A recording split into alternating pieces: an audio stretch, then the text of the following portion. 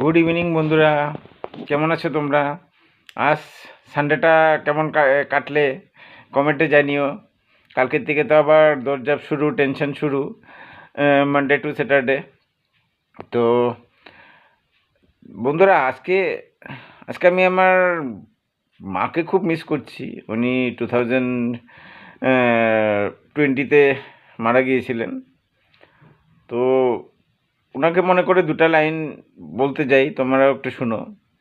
पुरानी कहावत है कि अगर सबसे ऊपर जाना है तो बहुत सारी मेहनत चाहिए, लेकिन अगर सबसे ऊपर टिकना है तो माँ की दुआ चाहिए। Thank you so much. ব্লগটা এখানে শেষ করলাম। শুভরাত্রি, গুড নাইট।